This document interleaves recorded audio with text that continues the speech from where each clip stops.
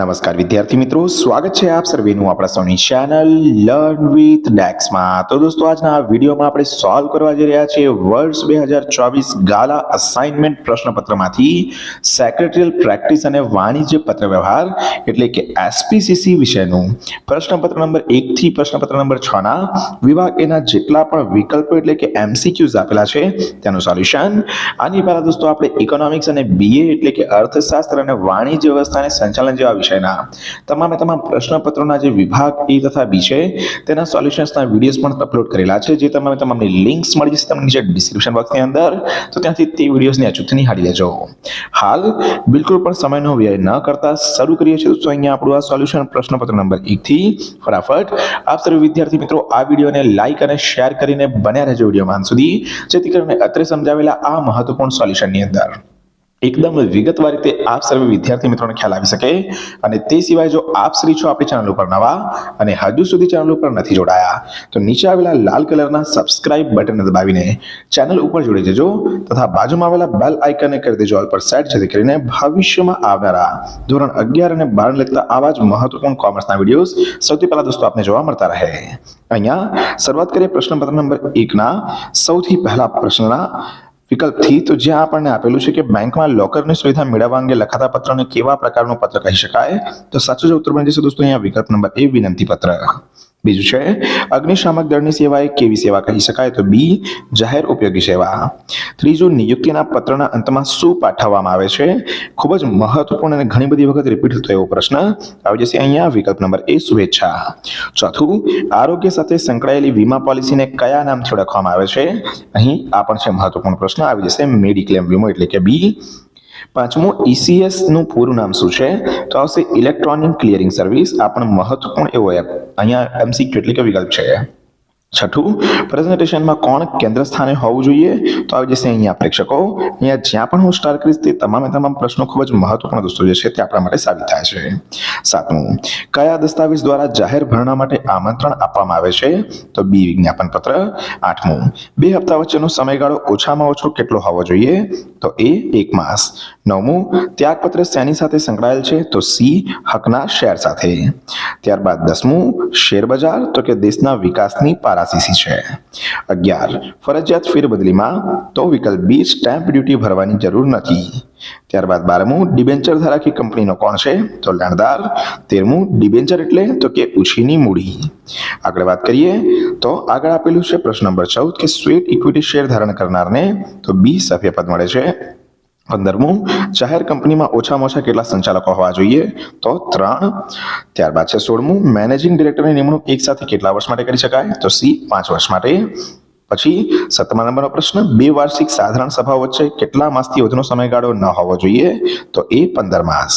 18 ખાસ ઠરાવની તરફેણમાં ઓછામાં ઓછી કેટલા સભ્યોની બહુમતી આવશ્યક છે, તો એ 75%। 19 કંપની ધારાની જોગવાઈ અનુસાર કંપનીએ કઈ સભા બોલાવવી ફરજિયાત છે, તો બી કાયદેસરની પ્રાથમિક સભા। 20 સદ્ધરતાનું જાહેરનામું કોણ તૈયાર કરે છે, તો એ સંચાલકો। આમ પ્રશ્નપત્ર નંબર 1 જે છે દોસ્તો તે થઈ જાય છે અહીંયા આપણું 20 વિકલ્પો સાથે સોલ્વ। આગળ વાત કરીએ પ્રશ્નપત્ર નંબર 2 ની। અહીં દોસ્તો જણાવી દઉં કે આવનારા સમયની અંદર જે 2024 બોર્ડ પરીક્ષાની ધોરણ 12 ની આઈએમપી છે તેના પણ વિડીયોઝ ચોક્કસથી ખૂબ જ જલ્દી તમને જોવા મળતા રહેશે, તો ચેનલને સબસ્ક્રાઇબ કરીને રાખજો, બાજુમાં આવેલા બેલ આઇકનને ઓલ પર સેટ કરીને રાખજો, જેથી કરીને જ્યારે પણ નવા વિડીયોઝ અપલોડ થાય તો સૌથી પહેલા આપને તેની માહિતી મળી રહે। પહેલો પ્રશ્ન છે બેંક સ્ટેટમેન્ટ અથવા પાસબુકમાં જણાવેલ ભૂલનું ધ્યાન દોરતો પત્ર કેવા પ્રકારનું પત્ર કહી શકાય, તો સી ફરિયાદ પત્ર। બીજું તમારા શહેરના જાહેર માર્ગો પર લારી ગલ્લાનું દબાણ વધવાથી પડતી મુશ્કેલીઓની ફરિયાદ કરતો પત્ર કોને લખશો, તો સી મહાનગરપાલિકાને। ત્રીજું જ્યારે કર્મચારી વારંવાર ગેરશિસ્ત આચરતા હોય ત્યારે પેઢી અથવા સંસ્થા અંતિમ પગલા રૂપે કઈ પ્રક્રિયા કરે છે, તો બી અપકર્ષની। ચોથું કઈ વીમા પોલિસીમાં વીમાધારકના મૃત્યુ બાદ જ તેના વારસદારને વીમાની રકમ મળે છે, તો એ આજીવન વીમા પોલિસી। 5મું ઈ બુકિંગને બીજી કઈ રીતે પણ ઓળખાવી શકાય છે, તો સી ઈ રિઝર્વેશન। 6થું સામા પક્ષની દલીલ સ્વીકારવા માટે રજૂઆત કરતામાં શું હોવું જરૂરી છે, તો બી સજ્જતા અને ક્ષમતા। 7મું કંપની જાહેર ભરણામાં નીચેના પૈકી કઈ રીતે શેર બહાર પાડી શકે નહીં, તો સી વટાવથી। 8મું શેર હોલ્ડર પોતાના શેર પ્રમાણપત્ર કંપનીને પરત કરે તેને શું કહે છે, તો બી શેર સોંપણી। 9મું ભારતમાં શેર અને અન્ય જમીનગીરીઓના ભરણા માટે કંપનીએ કયા કાયદાનો અમલ કરવો જરૂરી છે, તો ડી આપેલ તમામ એટલે કે સેબી એક્ટ, કંપનીનો કાયદો અને સિક્યોરિટીઝ કોન્ટ્રાક્ટ રેગ્યુલેશન એક્ટ 1956. 10મું, દેશના વિકાસની પારાશીસી તરીકે કયા બજારને ઓળખવામાં આવે છે? તો બી, શેર બજારને. 11, શેર બદલીમાં જો વાંધા અરજી હોય તો ડી, કંપની દ્વારા ફેરબદલી મંજૂર કરવામાં આવે નહીં. 12મું, કંપની અને ડિબેન્ચર ધારકો વચ્ચેના કરારને શું કહે છે? તો એ ડિબેન્ચર ટ્રસ્ટ ડીડ. ત્યારબાદ છે દોસ્તો 13મું, ડિબેન્ચર ધારકો તેમના હિતોના રક્ષણ માટે કોની નિમણૂક કરી શકે છે? તો એ ડિબેન્ચર ટ્રસ્ટી. 14, વિદેશી વ્યક્તિને તો કે બી, કંપનીનું સભ્યપદ મળે છે. 15, જાહેર કંપનીના ડિરેક્ટરોની કુલ સંખ્યાના ઓછામાં ઓછા કેટલા ભાગના ડિરેક્ટર્સ ક્રમ પ્રમાણે નિવૃત્ત થવા પાત્ર છે? તો બી, 2/3. 16મું, નીચેનામાંથી મેનેજિંગ ડિરેક્ટર તરીકે કોની નિમણૂક કરી શકાય છે? તો બી, જીવંત વ્યક્તિની. 17, નીચેના પૈકી સભ્યો શું મંજૂર કરે પછી તે ઠરાવ બને છે? તો સી, પ્રસ્તાવ.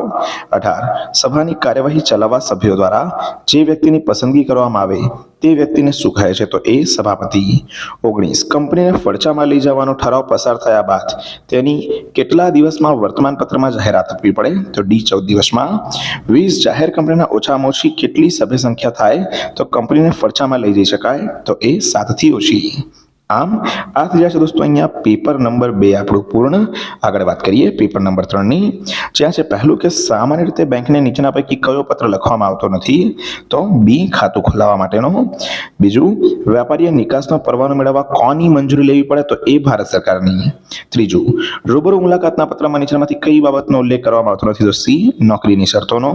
ચોથું, જ્યારે વીમાધારક વીમો લે છે ત્યારે વીમા કંપની અને વીમાધારક વચ્ચે શું બની જાય છે? તો ડી, કરાર. 5, ઈ કમ્યુનિકેશન મુખ્યત્વે કેટલા સ્વરૂપની ગણતરીમાં લેવામાં આવે છે? તો એ 6.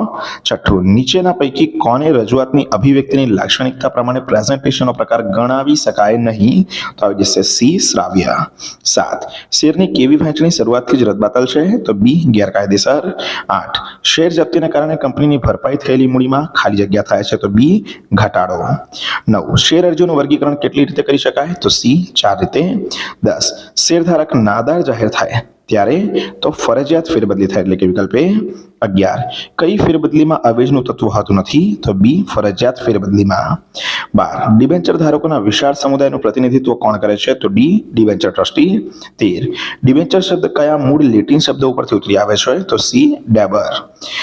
14, સંયુક્ત શેર ધરાવનાર વ્યક્તિઓ પૈકી કંપની કોના નામે પત્રવ્યવહાર કરે છે? તો એ પ્રથમ વ્યક્તિના નામે.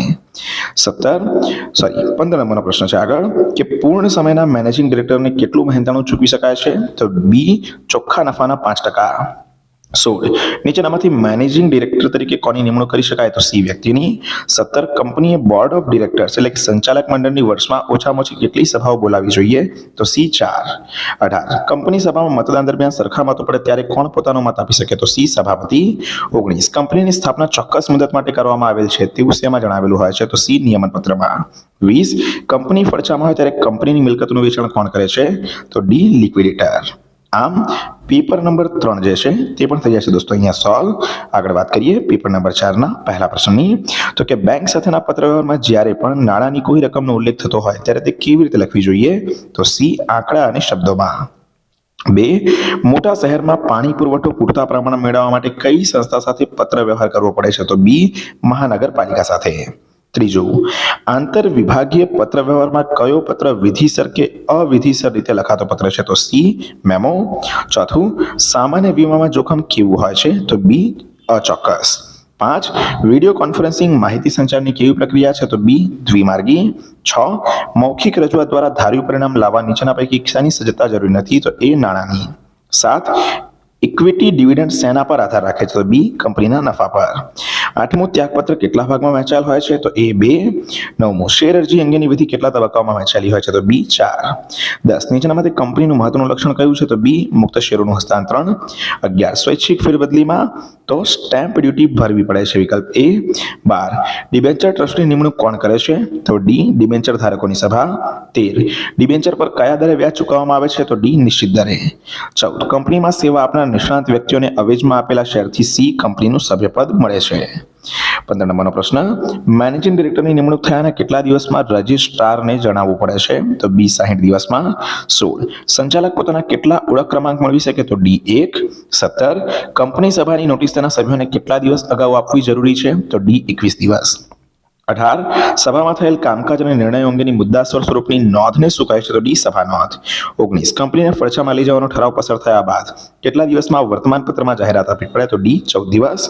20 ખાસ ઠરાવની નકલ સાથે ટ્રિબ્યુનલમાં ફડચા અંગેની અરજી કરવાની સત્તા કોને આપવામાં આવે છે? તો સી સંચાલકોને. આમ પેપર નંબર 4 જે છે દોસ્તો તે પણ થઈ જાય છે અહીંયા આપણું સોલ્વ. આગળ વાત કરીએ પ્રશ્નપત્ર નંબર 5ના પહેલા પ્રશ્નની કે પહેલું દેશની તમામ પ્રકારની બેંકને સૂચનાઓ આપવાનું અને નિયંત્રણમાં રાખવાનું કાર્ય કઈ સંસ્થા કરે છે? તો બી રિઝર્વ બેંક. બીજું અગ્નિશામક દળની સેવા એ કેવી સેવા કહી શકાય? તો બી જાહેર ઉપયોગી. ત્રીજું સંસ્થાના કોઈક વિભાગમાં કાર્યભારનો વધારો થયો હોય ત્યારે કર્મચારીને કયા પ્રકારની પ્રક્રિયામાં સામેલ થવું પડે છે? તો સી બદલી થાય. ચોથું વીમા સેવાનું સૌથી પ્રચલિત સ્વરૂપ કયું? તો ડી જીવન વીમો. 5 આરટીજીએસ માટે જે ગ્રાહકના ખાતામાં નાણાં ટ્રાન્સફર કરવાના છે તેને બેંકને કયો નંબર આપવો પડે? તો આઈએફએસસી નંબર એટલે કે ડી. છઠ્ઠું પ્રેઝન્ટેશનમાં કોણ કેન્દ્ર સ્થાને હોવું જોઈએ? તો એ પ્રેક્ષકો. 7 જાહેર ભરણાની સમગ્ર પ્રક્રિયાને કેટલા ભાગમાં વહેંચી શકાય? તો એ 2. 8 કંપનીનો સેક્રેટરી ભરણા ચિઠ્ઠીના આધારે હપ્તાની નોંધ કયા પત્રકમાં કરે છે? તો સી સભ્ય પત્રકમાં. 9 બહાર પાડેલ શેરની દાર્શનિક કિંમતના ઓછામાં ઓછી કેટલા ટકા રકમ શેર અરજી સાથે મંગાવેલી હોવી જોઈએ? તો આના માટે સાચો જવાબ દોસ્તો આવી જશે વિકલ્પ નંબર બી. 10 શેર હોલ્ડરને વસિયતનામું ન કર્યું હોય અને વારસદાર ન હોય તો તેનું મૃત્યુ થતા? તો સી અદાલત વહીવટદારની નિમણૂક કરે છે. 11 ભારતમાં કેટલી સંસ્થા ડિપોઝિટરી તરીકે કાર્ય કરે છે? તો બી 2. 12 ડિબેન્ચર બહાર પાડવા માટે કોની મંજૂરી લેવી જરૂરી છે? તો ડી સંચાલક મંડળની. 13 કંપની વિસર્જનની માંગણી કોણ કરી શકે છે? તો બી ડિબેન્ચર ધારક. 14 કયા પ્રકારની કંપનીમાં સભ્યએ માત્ર ચોક્કસ રકમ પૂરતી બાંયધરી આપી હોય અને સભ્ય પાસે શેર ન હોવા છતાં સભ્ય ગણાય છે? તો બી બાંયધરીથી મર્યાદિત જવાબદારીવાળી કંપનીમાં. 15 મેનેજિંગ ડિરેક્ટર તરીકે નિમણૂક પામનાર વ્યક્તિની ઉંમર ઓછામાં ઓછી કેટલી હોવી જોઈએ? તો બી 21 વર્ષ. 16 સંચાલક કેવા પ્રકારની સંપત્તિ મેળવી શકે? તો ડી માત્ર રોકડ. 17 સભ્યોને સભા અંગેની જાણકારી આપવા માટે કરવામાં આવતા પરિપત્રને શું કહે છે? તો બી નોટિસ. 18 સભામાં સભ્ય પોતાના વતી બીજી વ્યક્તિને હાજર રાખીને મતદાનનો લેખિત અધિકાર આપે છે તેને શું કહેવાય છે? તો એ પ્રોક્સી. 19 લિક્વિડેટરની નિમણૂકની જાણ આવકવેરા અધિકારીની નિમણૂકની તારીખથી કેટલા દિવસમાં કરવામાં જોઈએ? તો બી 30 દિવસમાં. 20 નોંધણીનું પ્રમાણપત્ર મળ્યા બાદ કંપની કેટલા વર્ષમાં ધંધો શરૂ ન કરે તો અદાલત ફડચાનો હુકમ કરી શકે છે? તો એ 1 વર્ષમાં. આમ પેપર નંબર 5માં થઈ ગયા છે દોસ્તો અહીંયા આપણું પૂર. હવે વાત કરીએ પ્રશ્નપત્ર નંબર 6ની જે છે છેલ્લો પ્રશ્નપત્ર. વિડીયો દોસ્તો અહીંયા પસંદ આવી રહ્યો હોય તો વિડીયોને લાઈક જરૂર કરજો કારણ કે તમારી એક લાઈક ઘણો બધો મારો ઉત્સાહ જે છે તે વધારી શકે છે. વિડીયોને લાઈક કરજો. વધુમાં વધુ ક્લાસીસના, ટ્યુશનના, સ્કૂલના જે પણ મિત્રો છે તેમના સુધી આ વિડીયોને કરો શેર જેથી કરીને તેમની પણ જે છે તે અહીં દ્વિતીય પરીક્ષા અને આવનારી બોર્ડ પરીક્ષામાં જે છે તે જરૂર પૂરતી મદદ અહીંયા થઈ શકે. પહેલા પ્રશ્નની વાત કરીએ કે બેંક સાથેના પત્ર વ્યવહારમાં નીચેનામાંથી કઈ બાબતનો ઉલ્લેખ થતો હોય ત્યારે પત્રની ગોપનીયતા જળવાય તે જરૂરી છે? તો કે સી નાણાકીય બાબતનો. બીજું જાહેર ઉપયોગી સેવાઓ પૂરી પાડતા વિભાગો કે નિગમોની કોની નાણાકીય સહાય પ્રાપ્ત થતી હોય છે? તો બી રાજ્ય કે કેન્દ્ર સરકારની. ત્રીજું કયો પત્ર કોઈ એક કર્મચારીને નહીં પણ કર્મચારીઓના સમૂહ એટલે કે જૂથને સંબોધીને લખાય છે? તો ડી પરિપત્ર. ચોથું વીમાધારક સંભવિત આફતો અથવા જોખમો સામે રક્ષણ મેળવવા વીમા કંપનીને શું ચૂકવે છે? તો સી પ્રીમિયમ. પાંચમું ઈ કમ્યુનિકેશનને કારણે માહિતી સંચારની પ્રક્રિયા કેવી બની છે? તો બી ઓછી ખર્ચાળ. છઠ્ઠું ટેકનોલોજીનો ઉપયોગ કરીને નીચેના પૈકી શાના દ્વારા મૌખિક અને લેખિતનો સમન્વય કરીને રજૂઆત કરી શકાય છે? તો સી પાવરપોઈન્ટ પ્રેઝન્ટેશન. 7 સામાન્ય રીતે કંપની ત્યાગપત્ર માટેની જોગવાઈમાં કયા દસ્તાવેજમાં કરે છે? તો સી નિયમનપત્રમાં. 8 ભારતમાં શેર અને અન્ય જામીનગીરીઓના ભરણા માટે કંપનીએ કયા કાયદાનો અમલ કરાવવો જરૂરી છે? તો આપેલ તમામ એટલે કે સિક્યોરિટીઝ કોન્ટ્રાક્ટ રેગ્યુલેશન એક્ટ, કંપનીનો કાયદો અને સીબી એક્ટ. 9 કોની જોગવાઈનું પાલન કરીને શેર હપ્તો મંગાવવામાં આવે છે? તો એક કંપની ધારાની. 10 મૂર્ત સ્વરૂપના શેર ફેરબદલીની વિધિને કેટલા ભાગમાં વહેંચી શકાય? તો ડી 5. 11 શેર હોલ્ડર માટે શેર ખાલી જગ્યા છે? તો એ જંગમ મિલકત. 12 નીચેના પૈકી ડિબેન્ચર ધારકોનો કયો મૂળભૂત અધિકાર છે? તો ડી નિશ્ચિત મુદતે નાણાં પરત અને નિશ્ચિત દરે વ્યાજ મેળવવાનો. 13 કયા પ્રકારના ડિબેન્ચરને ઇક્વિટી શેરમાં રૂપાંતર કરવાની જોગવાઈ હોતી નથી? તો એ એનસીડી. 14 પેઢીના ભાગીદારો વ્યક્તિગત કે સંયુક્તપણે કંપની સભ્યપદ તો એ મેળવી શકે. 15 ખાનગી કંપનીમાં ઓછામાં ઓછા કેટલા સંચાલકો હોવા જોઈએ? તો એ 2. 16મું, એક વ્યક્તિ વધુમાં વધુ કેટલી જાહેર કંપનીમાં સંચાલક બની શકે છે? તો એ 10. 17, કંપનીની સભામાં જે કાર્યો કરવાના હોય તે કાર્યોની યાદી કયા નામે ઓળખવામાં આવે છે? તો એ કાર્યસૂચિ. 18, કંપની સભામાં જે બાબત સભ્યો વચ્ચે ચર્ચા વિચારણા માટે રજૂ કરવામાં આવે તેને શું કહે છે? તો બી પ્રસ્તાવ. 19, કંપનીને ફડચા અથવા તો વિસર્જન લઈ જવાના કેટલા મુખ્ય પ્રકારો છે? તો અહીંયા આવી જશે 4. 20, ખાનગી કંપનીમાં ઓછામાં ઓછી કેટલી સભ્ય સંખ્યા થાય તો કંપનીને ફડચામાં લઈ જઈ શકાય? તો સી 2 થી ઓછી. અને આની સાથે પેપર નંબર 6 પણ થઈ જાય છે સોલ્વ અને એસપીસીસી વિષયનું. અહીંયા આપણે જોવા જઈએ તો પેપર નંબર 1 થી 6 નું વિભાગ એનું સંપૂર્ણ વિકલ્પોવાળું સોલ્યુશન આપણું થઈ ગયું છે પૂર્ણ. આશા રાખું છું કે આ વિડીયો આવનારી તમામ પરીક્ષાઓને અંદર તમામ વિદ્યાર્થી મિત્રોને ખૂબ જ મહત્વપૂર્ણ અને ઉપયોગી સાબિત થશે. તો હાલ પૂરતું આટલું રાખીએ છીએ આપણે આપણા આજના વિડીયોની અંદર. વિડીયો પસંદ આવ્યો હોય તો વિડીયોને કરી દેજો લાઈક, વધુમાં વધુ વિદ્યાર્થી મિત્રો સુધી કરી દેજો. આપણા વિડીયોને શેર અને ચેનલ પર નવા છો તો ચેનલને સબસ્ક્રાઇબ કરવાનું દોસ્તો બિલકુલ પણ ના ભૂલતા. મળીએ છીએ જલ્દી જ નવા વિડીયોમાં આવા જ કેટલાક મહત્વપૂર્ણ મુદ્દાની સાથે. ત્યાર સુધી થેન્ક યુ સો મચ. જય હિન્દ, વંદે માતરમ.